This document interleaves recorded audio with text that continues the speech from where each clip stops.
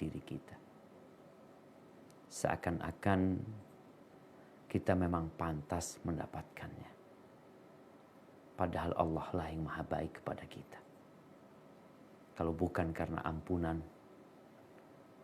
dan kelembutan Allah kepada hambanya, niscaya akan dibongkar dosa-dosa kita.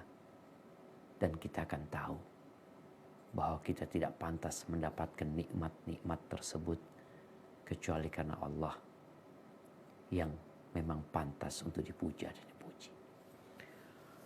Allahumma salli wa sallim ala sayyidina Muhammadin wa ala alihi wa ashabihi ajma'in. Ya Allah, semoga salawat dan salam senantiasa Engkau curahkan untuk hamba kekasih-Mu, untuk baginda Nabi kita Muhammad alaihi salatu wassalam, untuk keluarga beliau, untuk istri-istri beliau, untuk putra-putri beliau, dan untuk seluruh sahabat Nabi. Semoga Allah meridhai kita bersama mereka. Ahibati fillah, berbincang tentang wali syaitan. Mungkin kita lebih sering mendengar waliullah,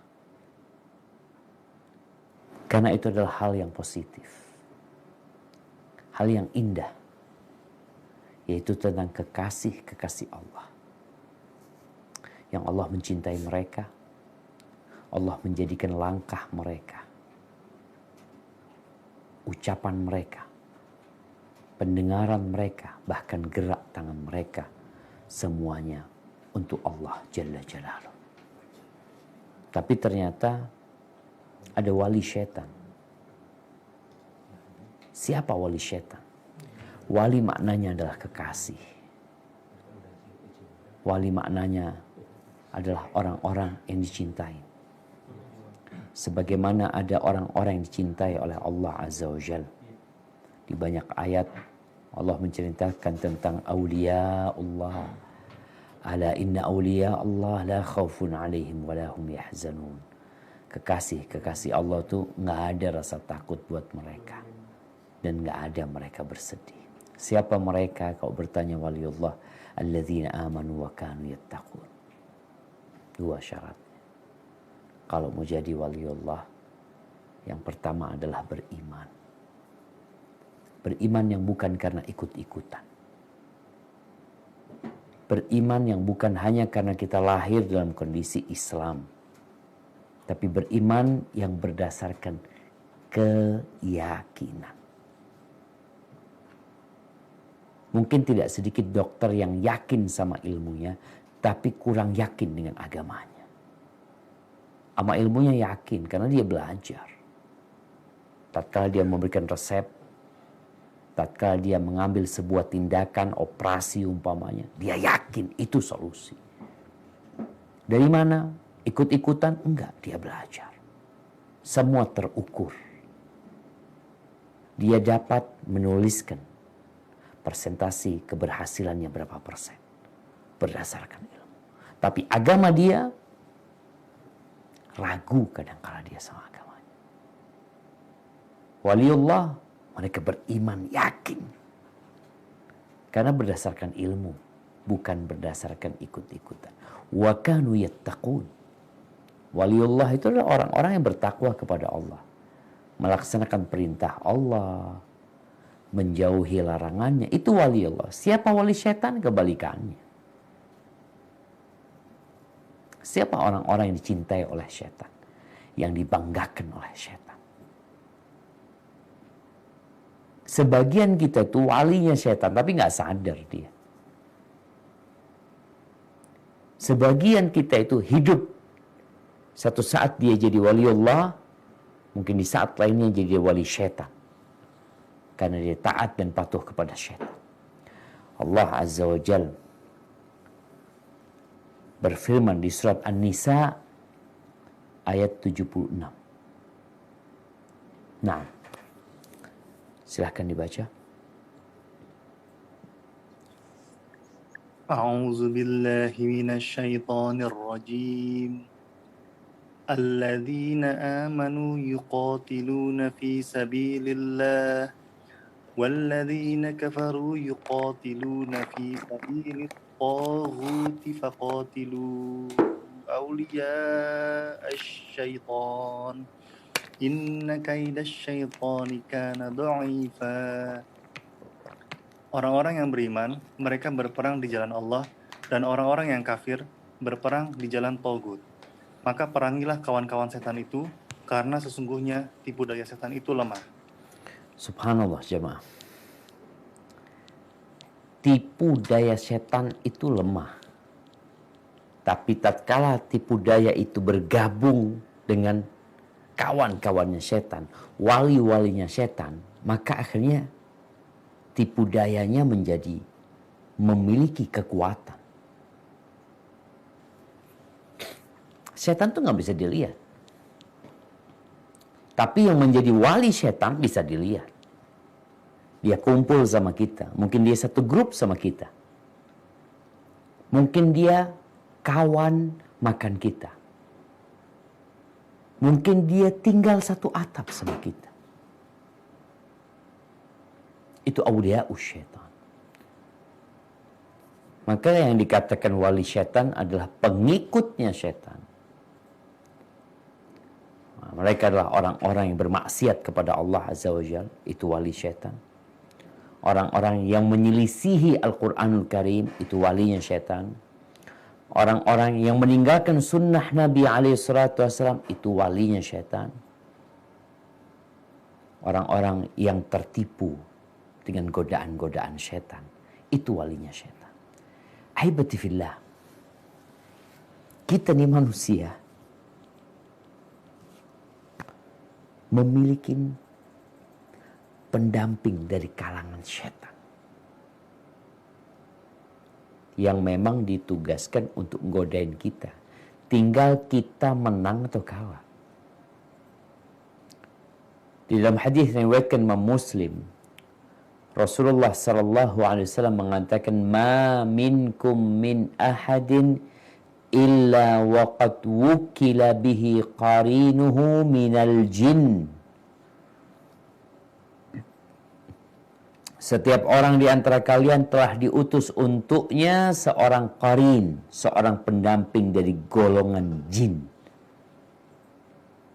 Di sini Nabi alaihi salatu wasallam memberikan peringatan yang sangat keras agar kita berhati-hati dengan bisikan setan dari bangsa jin tadi, dan agar kita waspada. Haibati fillah. Taib. Dalam bayangan kita mungkin wali setan itu ya penyembah setan ya. Di Amerika itu mungkin kita akan melihat ada sekte penyembah setan yang mereka cinta sama setan, bahkan menjadikan setan sebagai simbol mereka. Iya, itu wali setan. Tapi sejatinya orang-orang yang bermaksiat kepada Allah Azza wa Jal, yang menyimpang dari ajaran Al-Quranul Karim, yang meninggalkan sunnah-sunnah Rasul SAW, mereka itu wali setan. Sebagaimana waliullah itu bertingkat-tingkat sesuai dengan ketaatan mereka. Nggak samalah orang yang sholat 5 waktu saja dengan orang yang sholat 5 waktu plus sholat sunnah. Nggak sama. Kedudukan waliullah untuk seorang yang hanya puasa di bulan Ramadan dengan orang yang puasa di bulan Ramadan, lalu ditambah 6 hari di bulan Syawal, lalu dia puasa Senin Kemis dalam setiap bulannya, apakah sama kedudukannya? Nggak sama. Dalam dunia kedokteran kita dapat melihat yang seperti itu. Ada tingkatan-tingkatan. Wali setan pun bertingkat-tingkat, tingkatnya ke bawah. Ada yang kafir, yang lebih tinggi ada yang munafik. Sholat dia bersama kita, walinya setan. Kenapa? Karena dia sholat teriak sebenarnya. Bukan untuk Allah. Di mana mau dikatakan waliullah sedangkan dia sholat bukan untuk Allah? Walinya setan. Jadi apa aja tipu daya walinya setan ini, nggak jauh berbeda dengan tipu daya gurunya.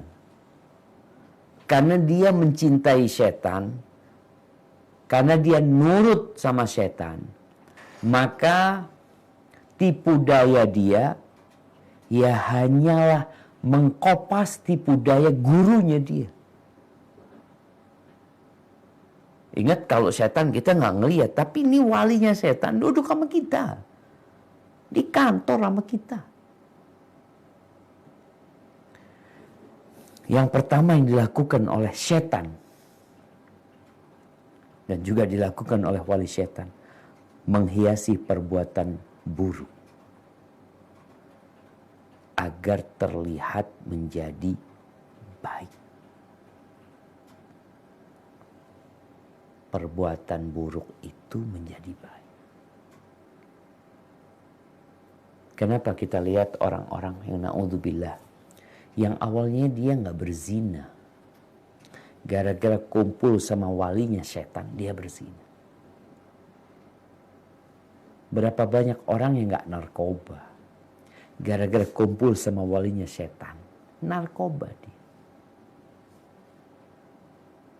Berapa banyak orang yang menjual kehormatannya, na'udzubillah min dzalik, gara-gara dianggap itu satu hal yang baik. Ini bisikan wali-wali setan. Setannya bisikin, walinya bisikin. Makanya kenapa kita diperintahkan untuk memilih dan memilah kawan kita. Nggak semuanya kita jadikan sahabat. Ketika kuliah nih, apakah semua kawan kita, ini maunya para dokter nih, apakah semua kawan di ruang kelas itu orang-orang baik semuanya? Orang-orang yang memang belajar untuk mengabdi kepada umat, untuk meraih surga Allah Azza wa Jalla? Enggak. Kita tahu. Ada yang mereka suka ngajak-ngajak kita untuk berbuat keburukan, tapi dihiasi dengan kebaikan sama mereka. Allah Azza wa Jalla berfirman di surat Al-Hijr ayat 39. Mungkin bisa dibaca. A'udzu billahi minasy syaithanir rajim. Qala rabbi bima aghwaytani la uzayyinanna lahum fil ardi wa la ughwiyannahum ajma'in. Ia, iblis berkata, Tuhanku, oleh karena engkau telah memutuskan bahwa aku sesat, aku pasti akan jadikan kejahatan tampak indah bagi mereka di bumi, dan aku akan menyesatkan mereka semuanya. Barakallahu fikum. Setan punya pasukan. Tapi dia juga menciptakan masukan dari manusia. Makanya Allah Azza wa Jalla katakan syayatinul insi wal jin. Setan-setan dari bangsa manusia dan bangsa jin. Yuhi ba'duhum ila ba'din zukhrufal qawli ghurura. Yang mereka saling mewahyukan, saling membisikkan ucapan-ucapan yang baik sebagai bentuk penipuan kepada manusia. Ditipu. Dan setan berjanji. Ini salah satu trik setan untuk menyesatkan manusia. Dia akan membuat sesuatu yang buruk jadi indah. Dan ini sudah kita lihat jemaah. Contoh nih, riba. Riba. Kok bisa riba itu namanya berubah jadi bunga? Kok bisa? Karena orang ketika dikatakan ketika ada akad transaksi ya, ini ribanya sekian. Dikatakan ribanya umpamanya 10%. Kata dia, na'udzubillah. Nggak boleh riba itu. Dia laknat orang yang melakukan riba. Oh ya afwan, bunganya segitu. Maka dibikin indah. Jadi orang itu melakukan dosa. Nih wali-walinya setan. Bagaimana dia merubah riba jadi bunga. Sehingga tatkala orang transaksi, dia nggak terbebani dengan dosa. Karena kalimat itu indah. Bunga.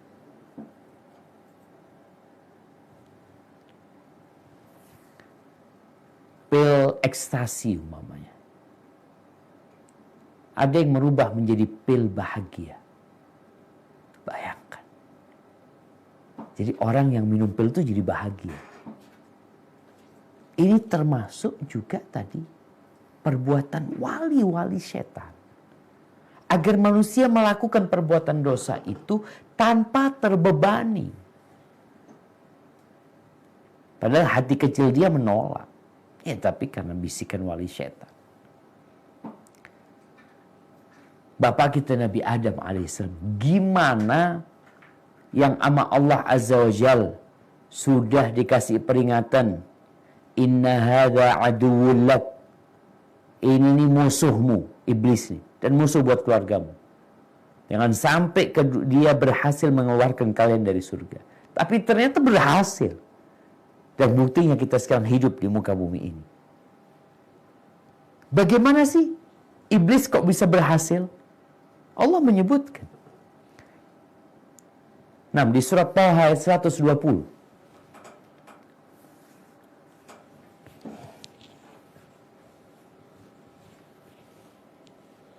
A'udzu billahi minasyaitonir rajim. Fawaswasa ilaihi syaitanu qala ya Adamu hal adulluka ala syajaratil khuldi wa mulkin la yabla. Kemudian setan membisikkan pikiran jahat kepadanya dengan berkata, "Wahai Adam, maukah aku tunjukkan kepadamu pohon keabadian atau khuldi dan kerajaan yang tidak akan binasa?" Masya Allah. Gimana tuh buah yang dilarang sama Allah? Allah melarang Nabi Adam alaihissalam untuk tidak memakan buah itu. Lalu kenapa dimakan?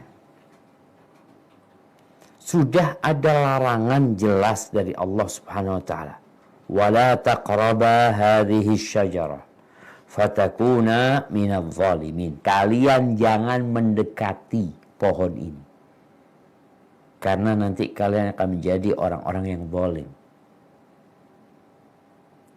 Iblis berusaha untuk merubah opini Nabi Adam tentang pohon tersebut dengan sesuatu yang indah. Engkau mau nggak aku kasih tahu? Pohon keabadian. Jadi yang menyebut pohon itu pohon khuldi itu iblis.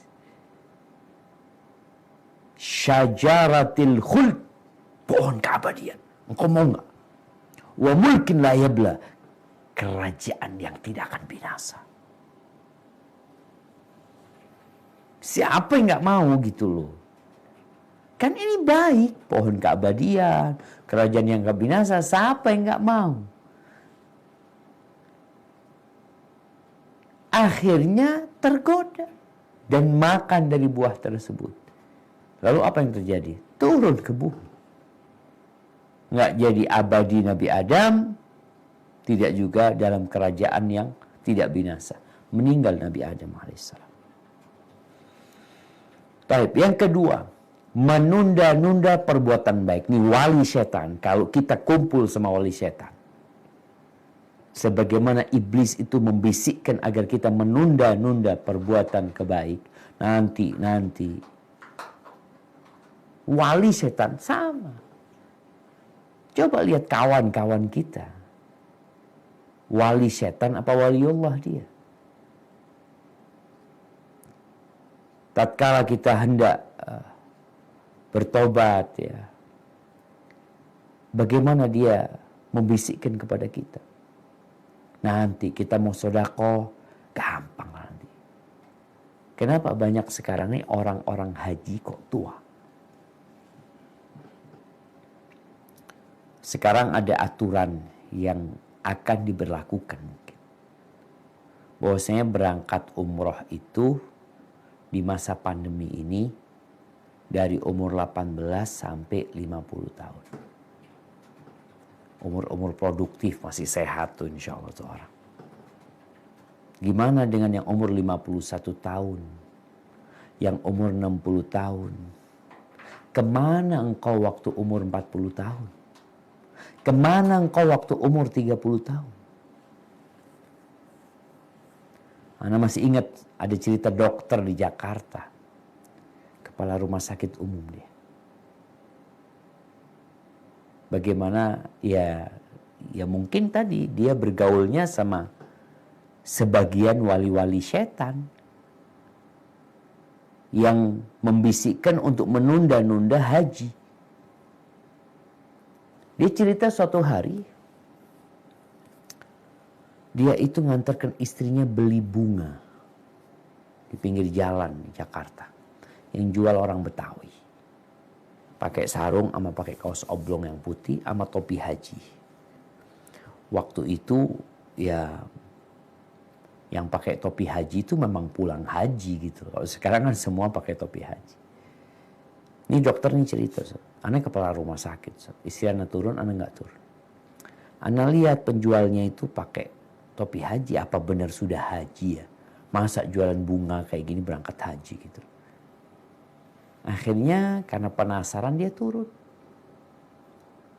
Ketika turun dia tanya sama bapak tersebut, "Bapak udah haji Pak?" kata dia.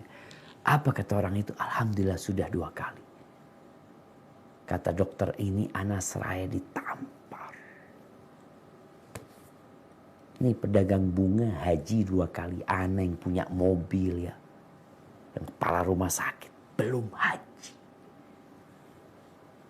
Kenapa? Karena biasa dibisikin sama wali-wali setan.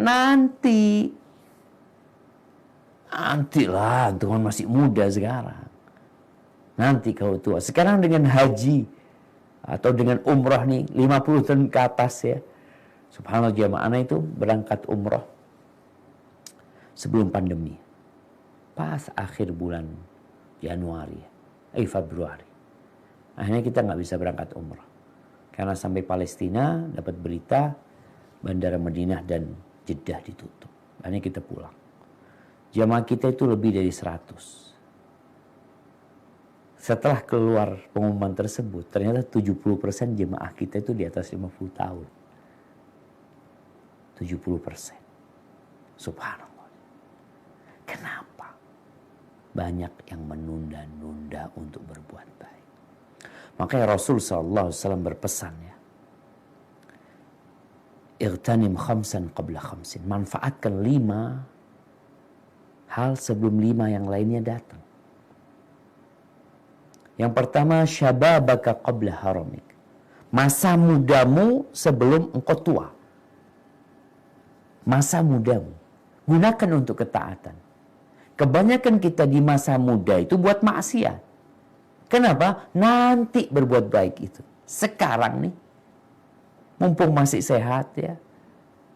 Bukan malah menuju ke masjid, tapi ke tempat maksiat.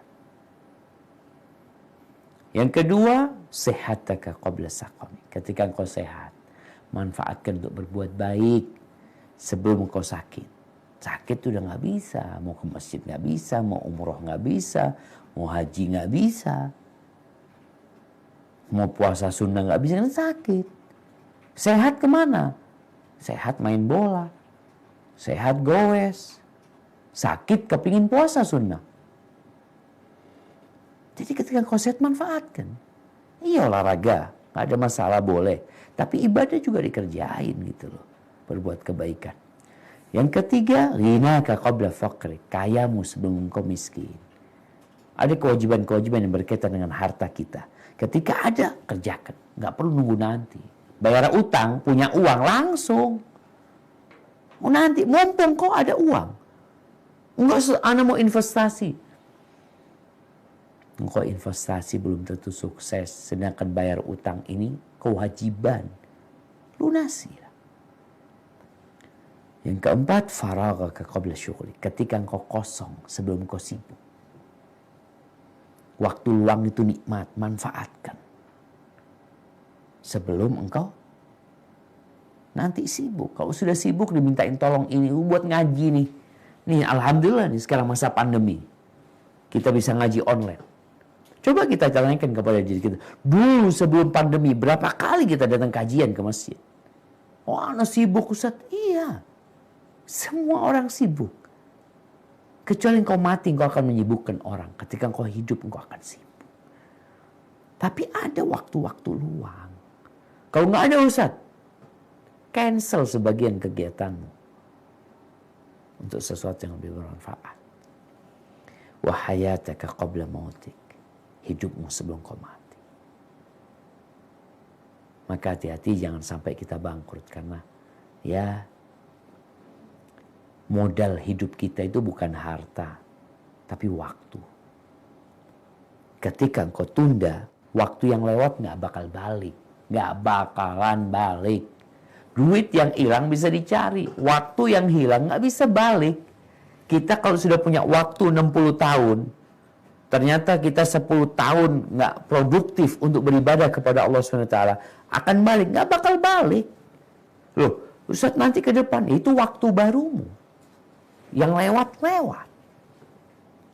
Ada orang-orang yang 3 tahun, Ustaz, ya Allah ya, ana menghilang dari dunia ketaatan, ana jadi walinya setan, kumpul sama wali-walinya setan. Yang ketiga, meremehkan perbuatan dosa dan kemaksiatan. Meremehkan. Makanya kadang-kadang kalau antum kumpul sama orang-orang yang jauh dari jalan waliullah, dia akan mengatakan, aduh cuma kayak gini. Dosanya nggak besar, dosa kecil. Nggak usah dijadikan beban.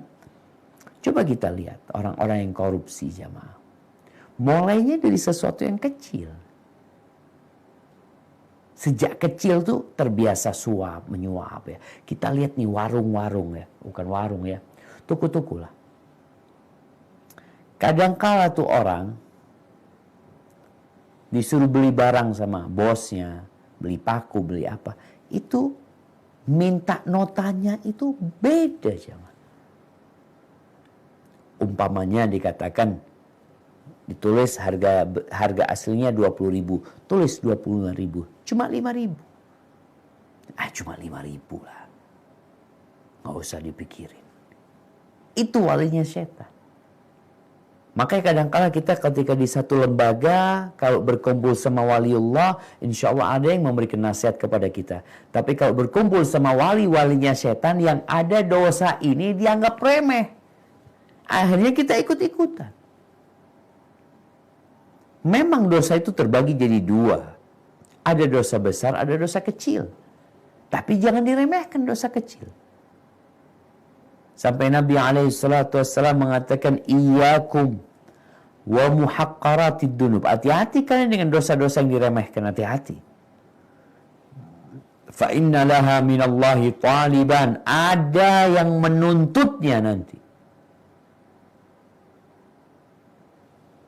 Haibati fillah, kejadian yang berulang ya, pembunuhan di Indonesia ini, Allah ya, nyawa itu buat mainan. Bagaimana kita lihat pembunuhan, anak dibunuh, orang tua dibunuh, istri dibunuh sama suaminya, suami bunuh istrinya. Kok bisa ya? Karena dalam pandangan mereka tadi dianggap remeh. Ada lagi pembunuh bayaran nih, walinya setan kumpul nih. Ada satu otaknya, dia kumpulkan wali-wali setan untuk membunuh seseorang. Dan ketika kumpul, akan ada bisikan-bisikan yang membuat dosa besar ini jadi remeh. Aduh, nggak masalah, nih orang memang nggak benar. Ntar tobat, engkau tenanglah. Subhanallah, engkau nanti kabur, menghilang, selesai urusan. Yang keempat, wali setan ini suka menyulitkan urusan bertaubat. Kau hati-hati ketika kumpul ya, kita kumpul sama wali-walinya setan, akan mengatakan, aduh taubat itu berat ya, membutuhkan istiqomah, hijrah itu butuh perjuangan. Jika kamu bertobat nanti kamu akan dimusuhi sama kawan-kawanmu, akan diasingkan, akan kehilangan banyak kawan-kawan dekat. Subhanallah. Dan itu kita melihat. Ketika ada satu orang dari antara, umpamanya sama-sama dokter atau sama-sama pekerja, pegawai, ada satu yang mau hijrah, yang mau tobat. Itu kawan-kawannya ngeledekin dia, memandangkan tobat itu sesuatu yang berat. Maka Ibnu Jauzi rahimahullahu ta'ala dia menjelaskan bagaimana kadangkala ada orang Yahudi atau Nasrani tahu-tahu terbesit di hatinya kecintaan kepada Islam.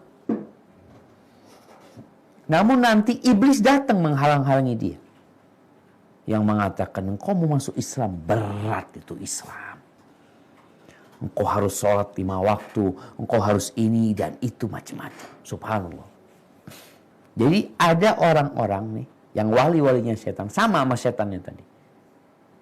Bagaimana menggambarkan tobat, menggambarkan hijrah itu sesuatu yang berat. Engkau akan kehilangan banyak nikmat dalam kehidupan ini. Mungkin kita mendengar dari kawan-kawan kita. Yang kelima, wali setan itu menanamkan sikap pesimis di kita.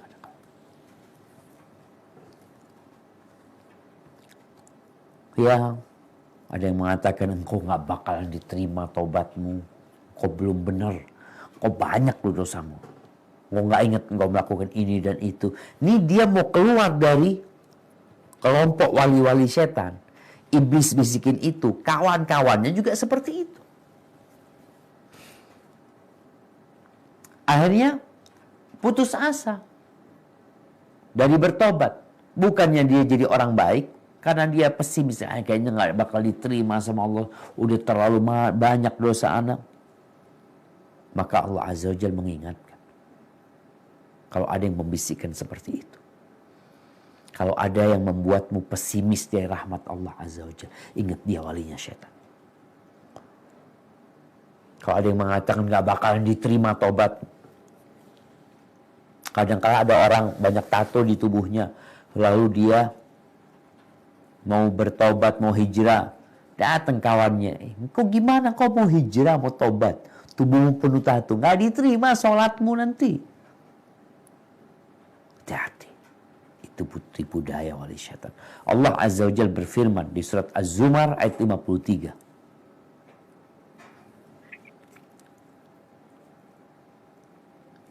A'udzu billahi minasy syaithanir rajim. قل يا عبادي الذين أسرفوا على أنفسهم لا تقنطوا من رحمة الله إن الله يغفر الذنوب جميعا إنه هو الغفور الرحيم. Katakanlah, wahai hamba-hambaku yang melampaui batas terhadap diri mereka sendiri, janganlah kamu berputus asa dari rahmat Allah. Sesungguhnya Allah mengampuni dosa-dosa semuanya. Sungguh dialah yang maha pengampun, maha penyayang. Allah mengampuni semua dosa. Ingat cerita satu orang yang membunuh 100 orang. 100 orang dia bunuh. Awalnya membunuh 99 orang. Lalu datang kepada orang yang ahli ibadah. Ini orang ahli ibadah. Ketika datang ke orang yang ahli ibadah, tapi ahli ibadah ini nggak punya ilmu. Lalu nih orang terus terang mengatakan, aku ini sudah membunuh 99 orang. Mungkinkah aku bertobat? Apa kata orang ahli ibadah ini? Yang mungkin dalam pandangan orang, ini waliullah nih. Ternyata, ya ada sedikit penyimpangan dari pemahaman agama. Sehingga dia jadi wali setan. Tatkala dia mengatakan, engkau mau tobat, engkau sudah bunuh 99 orang. Nggak ada tobat buat engkau. Kata orang ini, kalau nggak ada tobat ya gimana udah. Jadi orang jahat aja. Mau jadi orang baik nggak bisa. Nggak diterima tobatnya. Dibunuh nih orang ini. Karena dia membuat dirinya pesimis dari rahmat Allah Azza wa Jalla. Sedangkan Allah Azza wa Jalla mengatakan, la taqnatu min rahmatillah. Jangan berputus asa dari rahmat Allah Azza wa Jalla. Innallaha yaghfiru dzunuba jami'a. Allah mengampuni semua dosa. Kalau engkau bertobat. Maka hati-hati. Kalau kita kumpul sama orang, sama kawan-kawan, yang kerjanya membuat kita pesimis dari rahmat Allah Azza wa Jalla, tinggalkan. Karena itu termasuk perbuatan wali-wali syaitan. Yang membuat orang akhirnya nggak jadi orang baik. Jadi istilahnya sudah kebablasan, ya, sudah kelewatan, udah mau kemana engkau? Mau balik udah nggak bisa. Kata siapa nggak bisa balik? Kalau udah mati nggak bisa balik.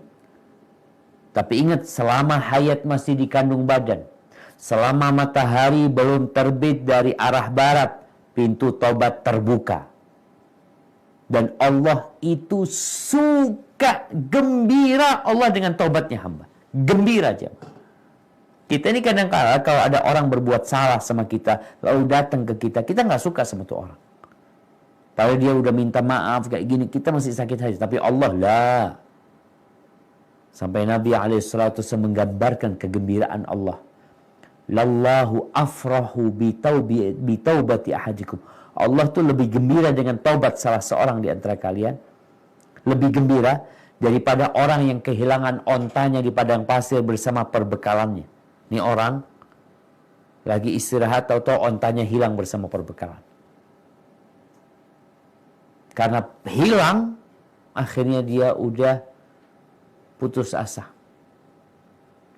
Lalu dia istirahat di bawah pohon menunggu kematian. Tiba-tiba ontanya datang. Gimana gembiranya orang ini? Jadi jangan sampai kita termakan oleh bisikan-bisikan wali setan yang mengatakan gak bakal diterima tobatmu. Engkau udah banyak dosanya, engkau udah bunuh orang. Mau bunuh 100 orang. Mau bunuh 1000 orang. Mau berzina dengan 1.000.000 wanita. Kalau bertobat, kembali kepada Allah, Allah membuka pintu tobat. Asalkan syarat-syarat tobatnya terpenuhi. Yang keenam, di antara tipu daya walinya setan ini, menyulut kemarahan. Jadi ada orang-orang yang memang mau membakar kemarahan kita. Akhirnya orang kalau marah itu ngomong kotor, ya, memukul, bahkan membunuh karena marah. Setan bisikin itu dan wali setan sama. Bagaimana menyulut amarah orang ini.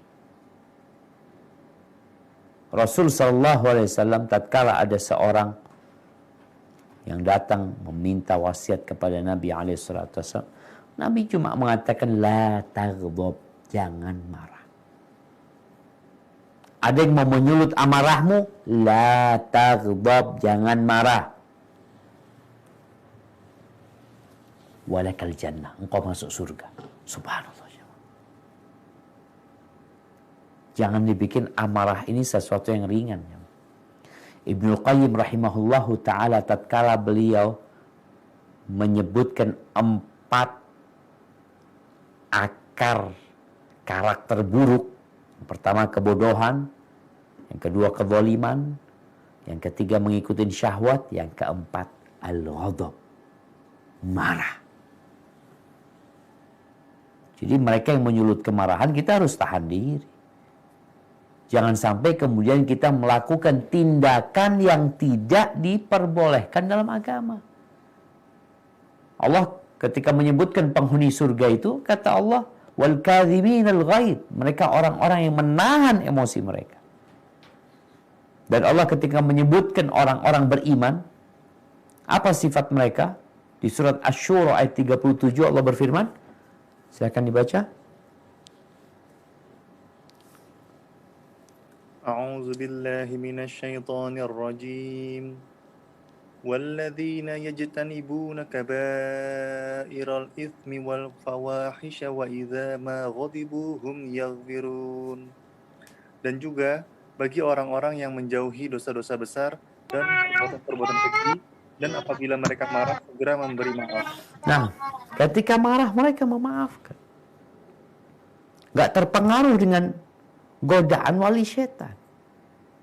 Oleh karena itu Nabi SAW mengatakan, idza ghadiba ahadukum falyaskut. Apabila seseorang di antara kalian tersulut emosinya, marah, hendaklah dia diam, nggak ngomong. Kalau ngomong takut nanti omongannya jorok. Kalau ngomong takut nanti ucapannya itu ujaran kebencian yang keluar. Hinaan, celaan, makian. Kalau marah takut yang diucapkan ucapan cerai kepada istrinya. Maka ingat, kalau lagi marah, diam. Lagi marah dalam kondisi berdiri, duduk. Masih marah, rebahan. Karena kita bicara ini tipu daya wali setan nih. Bagaimana menyulut amarahmu yang kemudian engkau nanti akan menceraikan istrimu, anak-anak akan menjadi korban dari amarahmu sesaat. Marah sesaat. Hancur rumah tangga kadang-kadang. Ada orang marah sesaat, di penjara 40 tahun. Marah sesaat, dihukum mati. Marah. Jaga. Kemudian yang ketujuh, wali setan ini suka membawa kita untuk berhayal. Berangan-angan. Ya. Ini, itu, macam-macam. Allah berfirman di surat An-Nisa ayat 120.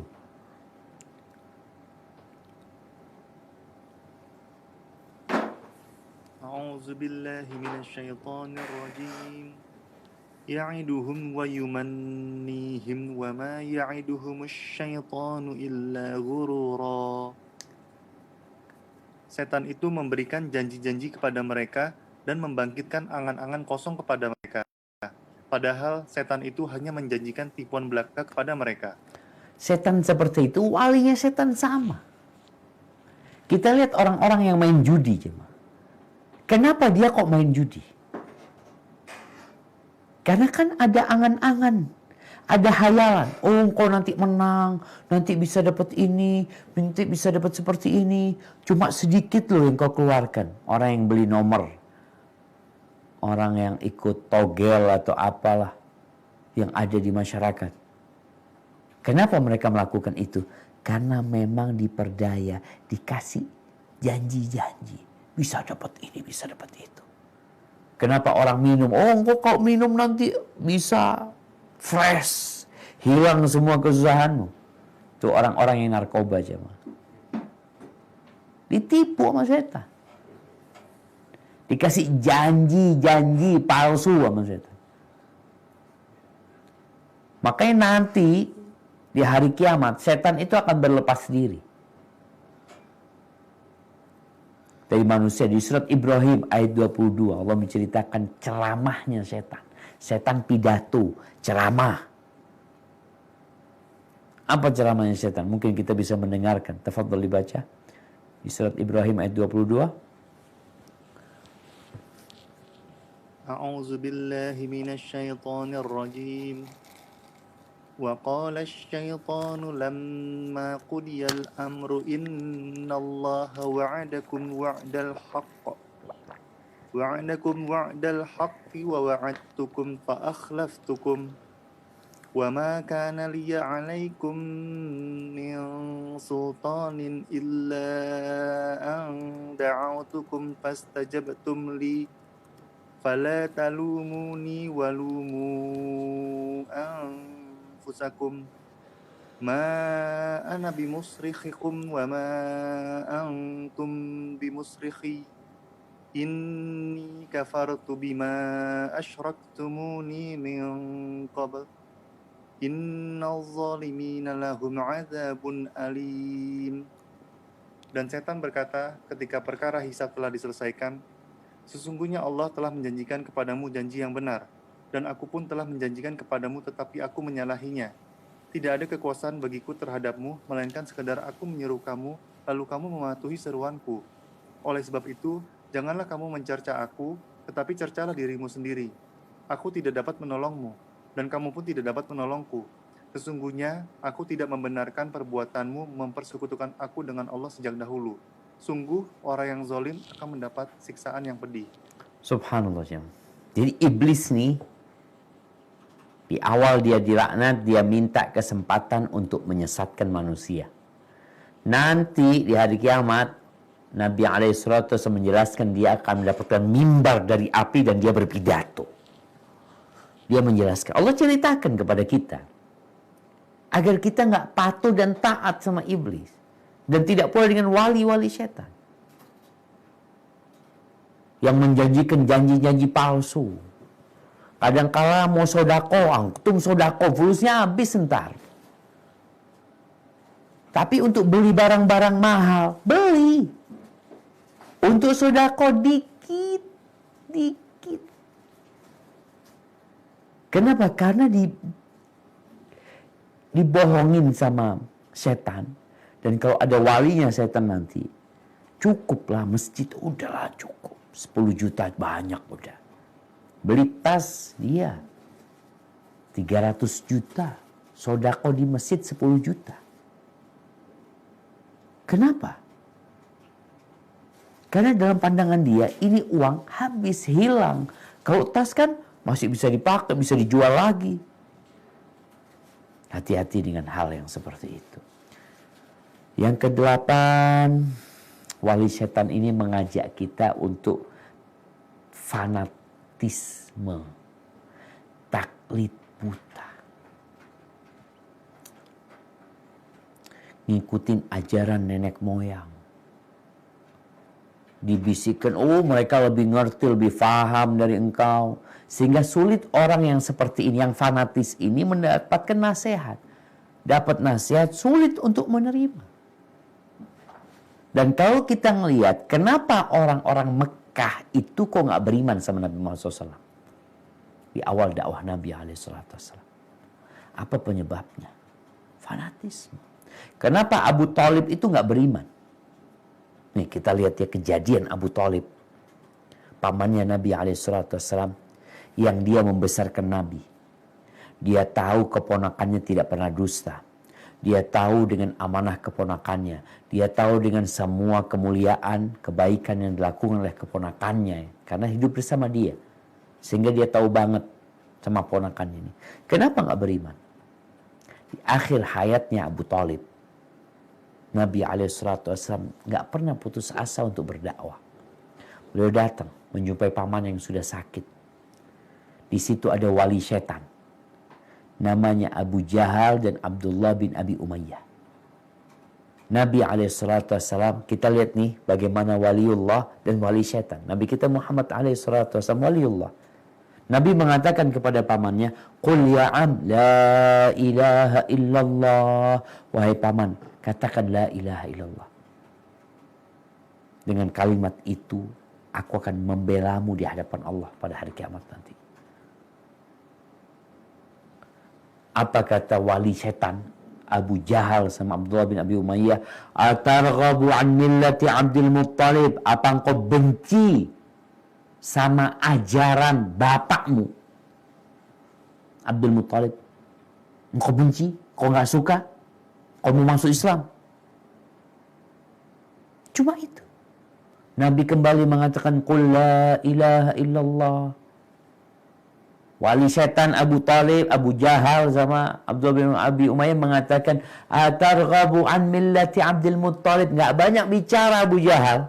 Ini orang sudah sakit-sakitan. Cuma diingatkan dengan fanatisme terhadap bapaknya, terhadap nenek moyangnya. Apakah kau benci sama ajaran nenek moyangmu?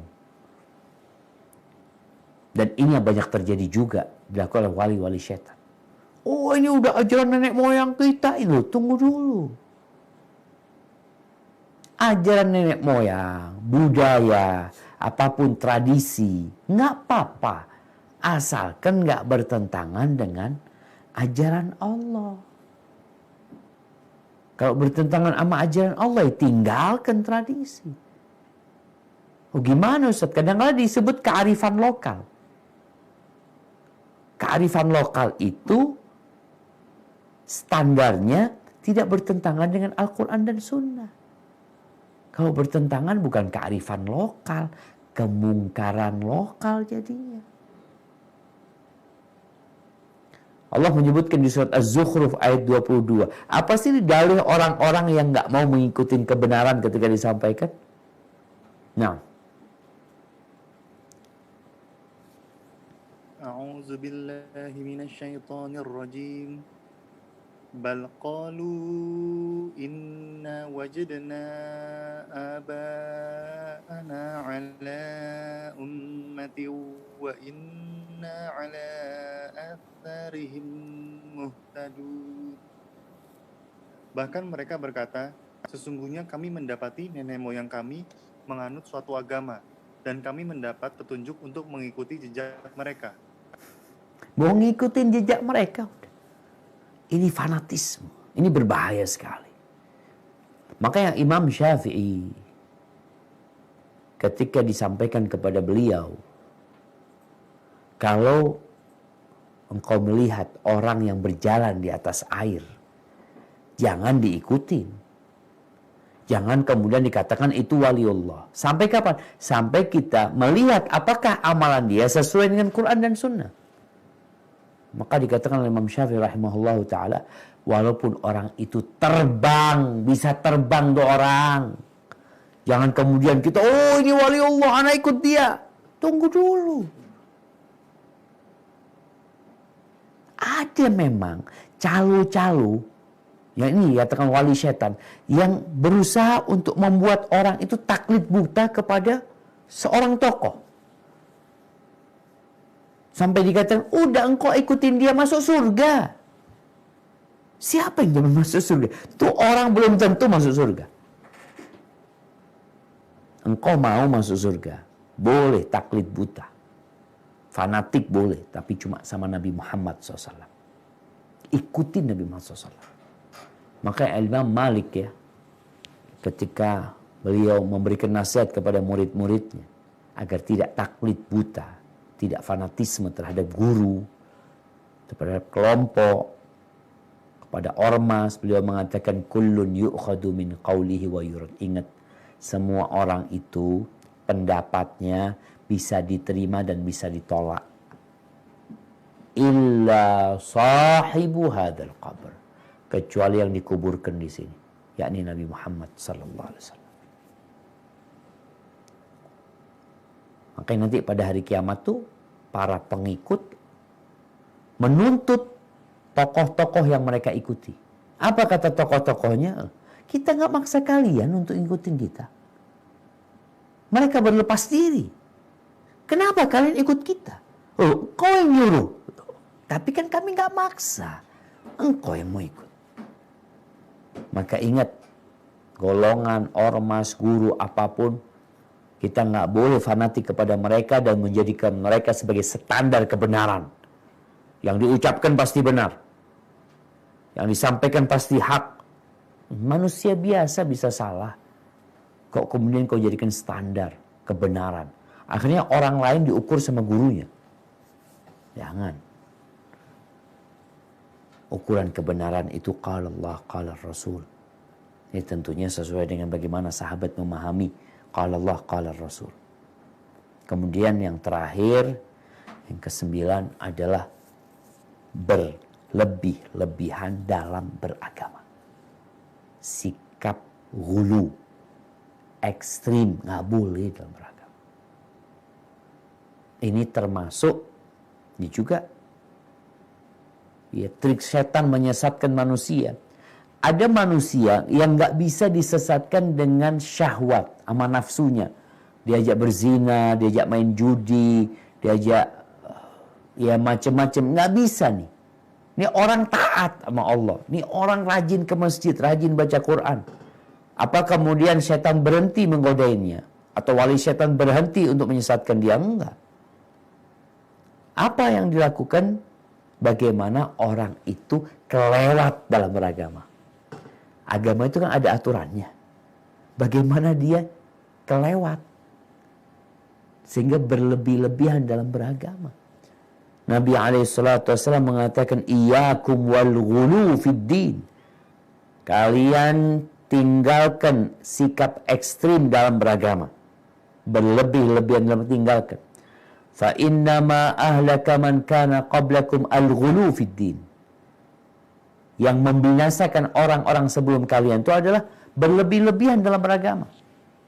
Munculnya ada aliran mamai teroris, Ada aliran yang lebih mengutamakan akal mereka. Ya, akal oke, kita pakai akal, pakai logika, tapi jangan dilebihkan akal kita. Ada yang kemudian beribadah berlebih-lebihan, dia kerjanya cuma di masjid berzikir, keluarganya nggak dikasih nafkah. Ada yang sikap berlebih-lebihan dalam berzikir, sehingga zikirnya tidak sesuai dengan diajarkan Nabi SAW. Karena pandangan dia, oh yang Nabi kerjakan sedikit, ini anak punya yang lebih banyak. Maka Nabi SAW pernah menghadapi sikap hulu ini.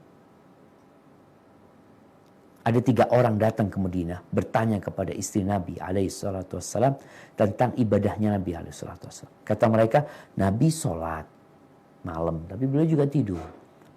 Nabi puasa sunnah, tapi kadang-kadang beliau nggak puasa. Nabi juga menikah, jelas. Apa kata 3 orang ini? Kok sedikit ya ibadahnya Nabi SAW?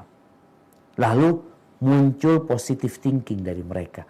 Oh iya kan Nabi udah diampuni dosa-dosanya. Sedangkan kita belum. Yang satu mengatakan, aku akan sholat malam terus, gak akan tidur. Yang satu mengatakan, aku akan puasa sepanjang tahun. Satu lagi mengatakan, aku tidak akan menikah dengan wanita. Ini 3 sikap ekstrim. Maka kata Nabi SAW, aku orang yang paling bertakwa di antara kalian. Orang yang paling kenal sama Allah SWT. Kalian lihat, aku berpuasa. Dan aku tidur. Aku berpuasa dan aku berbuka. Aku sholat malam dan aku tidur. Bukan dari habis isya sholat sampai subuh, enggak. Dan aku menikah dengan wanita. Faman raghiba an sunnati falaysa minni. Barang siapa yang benci dengan sunnahku, maka bukan dari golonganku. Maka kalau untuk menghadapi sikap ekstrim ini, karena ada sikap ekstrim, ada sikap meremehkan agama nantinya. Terus gimana solusinya? Sunnahku. Kata Nabi SAW, barang siapa yang benci, yang tidak suka dengan sunnahku, maka bukan dari golonganku, kata Nabi SAW. Ahibati fillah, itu yang bisa kita kaji pada kesempatan kali ini berkaitan dengan wali setan ya, dan tipu daya wali setan. Semoga membuat kita lebih waspada menghadapi tipu daya setan dan kawan-kawannya. Hadza wallahu a'lam bishawab. Mungkin kita bisa masuk ke sesi tanya jawab. Nah, silakan Dok. Baik, terima kasih banyak Pak Ustadz atas ceramahnya yang sudah banyak membuka pikiran maupun hati kita semuanya. Baik, untuk meningkat waktu, kita mulai kepada sesi tanya jawab. Seperti kepada aturannya, kita akan menunggu atau melihat siapa yang ingin bertanya langsung. Bisa memberikan tanda raise hand kepada atau pada Zoom-nya ini. Apakah ada? Assalamualaikum. Waalaikumsalam. Dari Dr. Ahlan. Silakan Dr. Ahlan. Assalamualaikum warahmatullahi wabarakatuh Pak Ustadz. Waalaikumsalam warahmatullahi wabarakatuh. Ahlan wa sahlan. Ya, atas.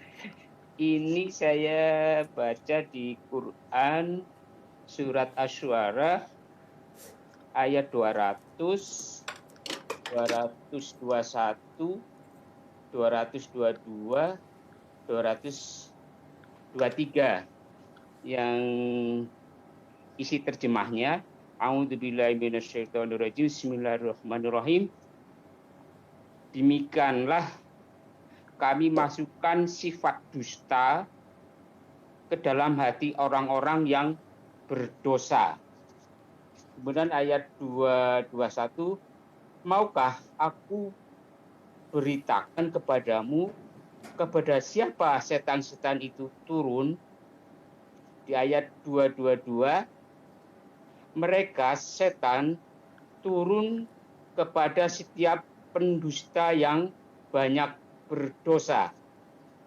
Kemudian di ayat 223, mereka menyampaikan hasil pendengaran mereka, sedangkan kebanyakan mereka orang-orang pendusta. Yang kami pertanyakan Pak Ustadz, bagaimana awal proses seseorang bisa menjadi wali setan. Yang kedua, sumber dusta yang sepertinya dalam ayat tersebut yang menjadikan seseorang menjadi wali setan di zaman materialisme sekarang ini, kira-kira sumbernya ada di mana?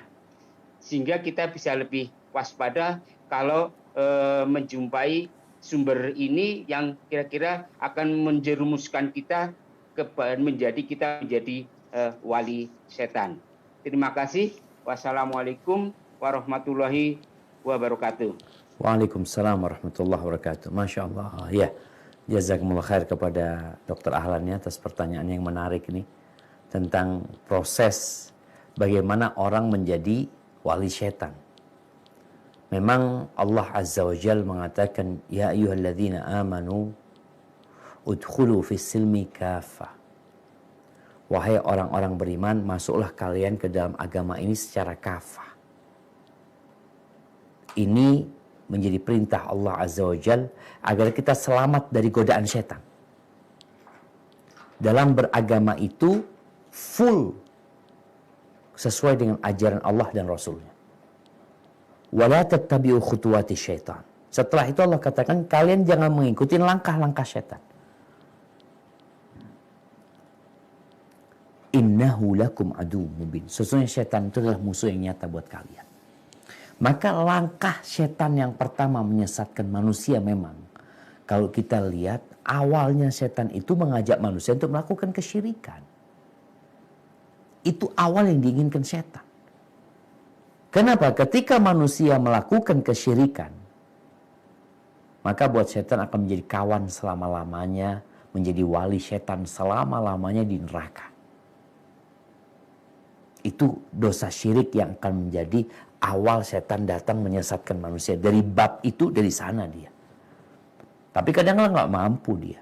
Ketika orang ini tidak mau melakukan kesyirikan, setan kemudian datang lagi bagaimana dia berlebih-lebihan dalam beragama. Salah satunya adalah masalah bid'ah. Makanya para ulama mengatakan al-bid'atu ahabbu ila syaitan minal ma'siyah. Bid'ah itu lebih dicintai setan daripada kemaksiatan. Kenapa? Tatkala orang melakukan bid'ah, dia merasa melakukan ketaatan kepada Allah, bukan dosa yang dia kerjakan. Tahukah kita siapa yang membunuh Ali bin Abi Thalib? Bukan preman yang bunuh Ali bin Abi Thalib. Seorang yang hafid Al-Quranul Karim. Guru ngaji. Bahkan Umar bin Khattab itu berpesan agar rumahnya Abdurrahman bin Muljam ini didekatkan dengan masjid. Karena dia guru ngaji. Lalu bagaimana dia menjadi seorang yang ekstrim, memiliki pemikiran yang menyimpang, berlebih-lebihan dalam beragama, akhirnya membunuh Ali bin Abi Thalib. Dan dia berharap surga. Itu bedanya maksiat sama bid'ah. Orang kalau membunuh orang lain karena sakit hati, orang bunuh orang lain karena uang, dia tahu dosa yang dia kerjakan. Sedangkan Abdurrahman bin Muljim ini membunuh dengan harapan masuk surga. Bahkan dipuji-puji oleh kelompoknya karena dia berhasil membunuh Ali bin Abi Thalib. Ini bahayanya bid'ah. Ketika nggak mampu, maka dengan dosa-dosa besar. Bagaimana untuk melakukan dosa besar? Nggak mampu dengan dosa-dosa besar setan ini, maka bagaimana orang ini melakukan dosa-dosa kecil? Alhamdulillah orang ini masih bisa menjaga diri. Bagaimana orang ini meninggalkan, bukan meninggalkan yang wajib udah nggak bisa. Bagaimana dia meninggalkan yang sunnah lah. Paling tidak dia tidak mengerjakan yang sunnah. Semakin berkurang kebaikan orang ini. Nggak mampu, dia tetap bagaimana dia ini, ya udahlah kalau dia tetap mengerjakan sunnah, tapi bagaimana dia kalau ada dua amalan yang satu mulia, yang satu lebih mulia, bagaimana dia meninggalkan yang lebih mulia dengan mengamalkan yang mulia. Kalau nggak mampu, bagaimana dia menyesatkan manusia dengan memperbanyak amalan-amalan yang mubah. Jadi seperti itulah yang harus kita sadari bagaimana alur setan menyesatkan manusia. Kalau tadi dikatakan bagaimana dia akhirnya menjadi pendusta, di antara kedustaan mereka, kalau kita bicara kesyirikan ya, dia mengatakan, ini patung Tuhan. Kok bohong, kok bilang dia Tuhan. Patung kok yang bikin. Wallahu a'lam bishawab. Kemudian kalau bicara urusan dunia, jemaah, memang Allah Azza wa Jalla mengatakan, fala taghurrannakumul hayatud dunya wala yaghurrannakum billahil gharur. Jangan sampai kehidupan dunia ini menipu kalian, dan jangan sampai kalian tertipu sama setan. Dua nih berarti. Dunia ini menipu kita, setan menipu kita. Bagaimana dunia ini menipu kita? Seakan-akan dunia ini akan terus seperti ini. Padahal dia akan pergi. Kita akan jadi tua. Nih dokter kita tahu sendirilah. Dulu ketika muda gimana, tahu-tahu jadi tua. Kadangkala ya kita semakin banyak harta, tapi tidak bisa menikmati harta tersebut lagi. Berapa banyak orang yang bisa membeli semua makanan yang ada di mall, tapi dia terpaksa hanya makan nasi putih sama telur rebus. Maka kita hendaklah dalam kehidupan yang seperti ini sadar. Salah satu caranya dengan ziarah kubur agar mengingatkan kita dengan kehidupan akhirat. Adapun kalau bicara setan, ingat Nabi Adam keluar dari surga yang begitu indahnya gara-gara tipu daya setan. Yang tadi kita sudah bicarakan di awal, dia menjadikan sesuatu yang buruk itu seakan-akan baik ya. Hadza wallahu a'lam bishawab. Baik, mungkin saya ingin merangkum ada beberapa pertanyaan dari teman-teman Pak Ustadz.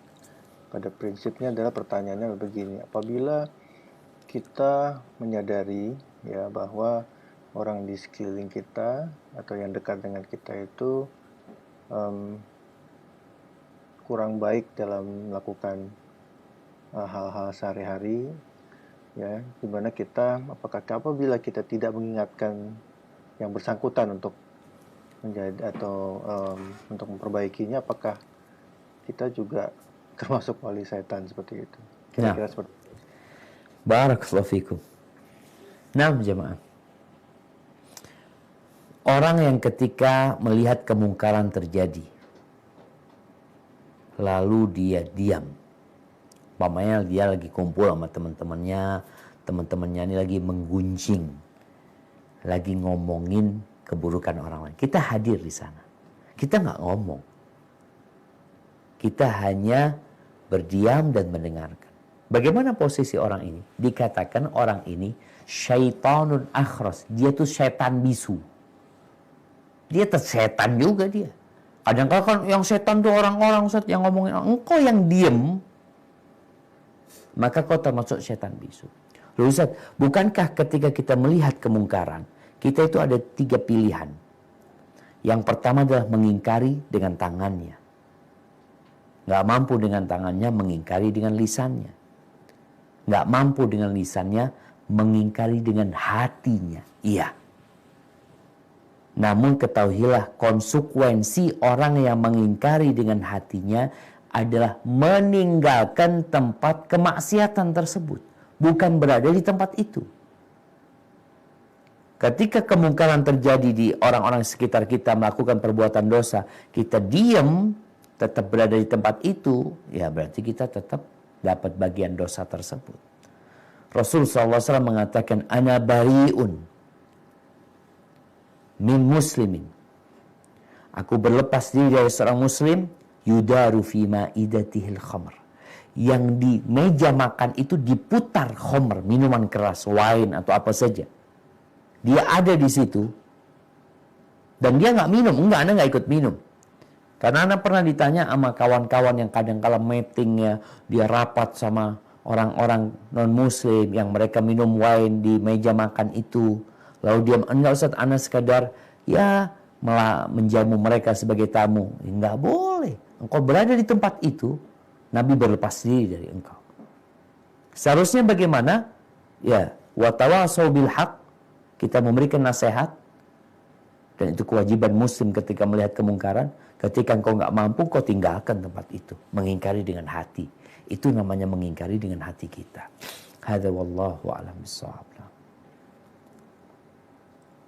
Menyambung sedikit dari diskusinya Pak Ustadz. Nah, Apabila dalam kita menghadapi situasi seperti itu, lalu kita juga timbul semacam amarah atau bagaimana itu, ya bagaimana menyikapinya itu Pak? nah, barakallahu fikum. Ya, ini mungkin kaitan dengan tadi, setan itu menyulut amarah. Wali setan bagaimana menyulut amarah kita. Ketahuilah, marah itu ada yang tercela dan ada yang terpuji. Kapan marah itu tercela? Ketika marah itu untuk diri sendiri. Tapi marah yang terpuji adalah marah untuk Allah Subhanahu wa ta'ala. Rasulullah SAW itu nggak pernah marah untuk diri beliau sendiri. Tapi kalau sudah hukum-hukum Allah yang dilanggar, beliau marah. Sahabat itu tahu marahnya Nabi SAW. Aisyah radhiyallahu ta'ala anha, ketika dia sedang di rumah Nabi SAW masuk rumah, ada tirai di rumahnya Aisyah itu yang ada gambarnya makhluk hidup. Nabi SAW marah, dicabut. Itu marah karena Allah.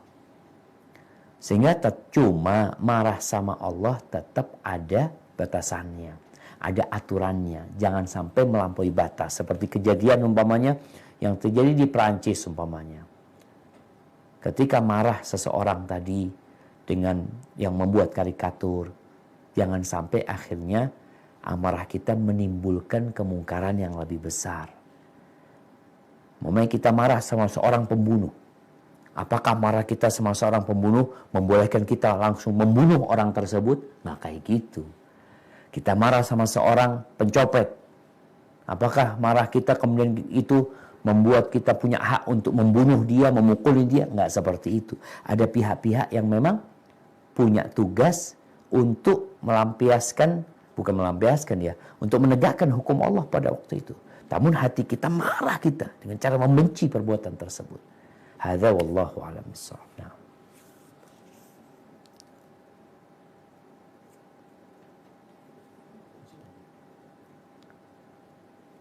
Apakah ada lagi yang ingin bertanya langsung? Mungkin satu pertanyaan terakhir mungkin berhubung waktunya. Silakan, saya kasih kesempatan. Kalau belum ada, mungkin...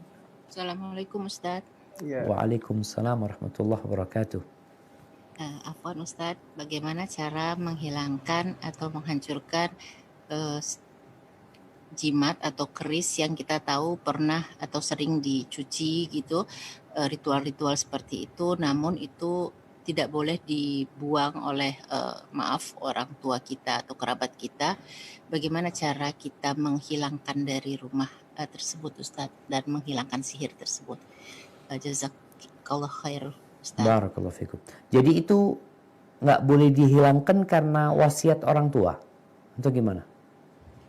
Ya, kurang paham Ustadz karena memang Afwan sering berhubungan dengan klinik dari berpuluh-puluhan tahun yang lalu. Bahkan saya juga sering diminumkan air. Aduh, ya seperti itulah Ustadz. Nah, jamaah. Iya jamaah. Tadi kita bicara di antara cara wali setan menyesatkan manusia adalah fanatik terhadap budaya, terhadap tradisi yang kadangkala sampai mengalahkan ajaran agama. Kalau bicara budaya klinik ya, kita bicara senjata umpamanya. Senjata itu dicuci nggak apa-apa, diasah memang hendak dipakai. Tapi ketika dia dimandikan, kemudian dengan air kembang, ya, terus ada beberapa ritual yang harus diikuti. Maka coba tanyakan, apakah seperti ini memang ajaran Islam?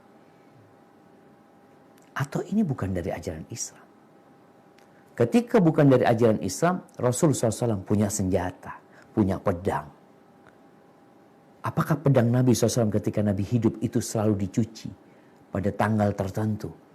Agar pedang itu menjadi pedang yang handal. Enggak, diasah tuh pedang. Tapi karena memang tadi ada percaya dengan klinik, ada jin, kita percaya jin itu ada. Tapi bukan kemudian kita minta tolong sama mereka. Apa yang harus kita lakukan ketika ada jimat peninggalannya orang tua atau peninggalan siapa, ada keris yang macam-macam, kadang kala keris itu di malam tersentuh, ada yang goyang-goyang jemaah. Ya. Yang kita lakukan adalah dengan membakarnya paling tidak. Atau kalau tidak kita kuburkan barang itu, jangan sampai ngasih tahu orang. Tapi kalau dikuburkan, takut nanti ditemukan sama orang, akhirnya dipakai lagi sebagai jimat oleh mereka.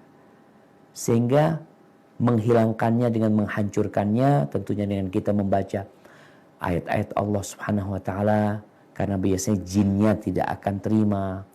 Kalau memang ibu tadi takut, kadang-kadang kan ada orang yang ya Ustadz nanti marah jinnya, mungkin bisa datang kepada seorang Ustadz, menyerahkan kepada Ustadz tersebut, tolong Ustadz, ini jimat-jimat ini Ustadz yang bertanggung jawab untuk menghilangkannya. Itu menjadi solusi.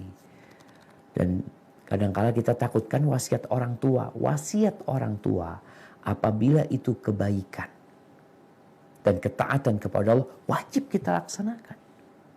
Tapi kalau tidak, maka kita jangan terbebani dengan wasiat tersebut.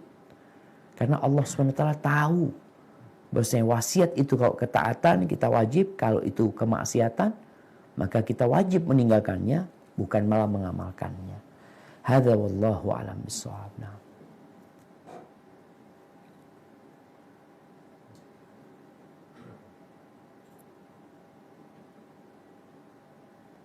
Iya, masih banyak sekali seperti pertanyaan, tapi berhubung waktunya, saya rasa mungkin pertanyaan itu akan dicatat, ya, akan kami catat oleh panitia dan insya Allah nanti akan diberikan kepada Pak Ustadz mungkin untuk bisa diberikan jawabannya. Insya Allah. Mungkin untuk penutup, Pak Ustadz bisa berikan sedikit pesan terakhir. Pak Ustadz silakan. Nah, barakallahu fikum. Jamaah rahimakumullah, khususnya para dokter di Pogi Jaya, semoga Allah memberikan kepada kita ini kekuatan dalam menghadapi wali-wali setan dari manusia. Itu Allah mengatakan idfa' billati hiya ahsan. Balaslah keburukan dengan kebaikan. Bagaimana orang-orang yang tadi mungkin lakukan kejahatan, ya. Bagaimana kita dapat merangkul dia untuk menjadi waliullah, untuk menjadi orang baik. Di sini watawasau bil haq watawasau bis sabr. Tapi untuk menghadapi setannya sendiri, kita nggak bisa berbuat baik sama setan. Apa yang harus kita lakukan adalah meminta perlindungan kepada Allah Subhanahu wa taala. Makanya kita, Allah memerintahkan kepada kita, fa imma yanzaghannaka minasyaitani nazghun. Ketika ada bisikan-bisikan setan, godaan setan datang kepada kita, apa yang kita lakukan? Fasta'id billah. Hendaklah engkau meminta perlindungan kepada Allah SWT. Baca a'udzu billahi minasyaitonir rajim. Karena itu yang bisa kita lakukan. Kalau ada wujudnya manusia, ya kita bisa kasih nasihat, nggak bisa kita tinggalkan dia. Tapi kalau nggak kelihatan wujudnya, ya gimana kita akan menghadapinya? Maka minta tolong sama Allah SWT. Banyak-banyak berzikir. Karena zikir itu termasuk yang membentengin kita dari godaan-godaan setan, bisikan-bisikan setan. Dan juga qarin, pendamping kita yang senantiasa menggodain kita. Hadza wallahu a'lam bishawab.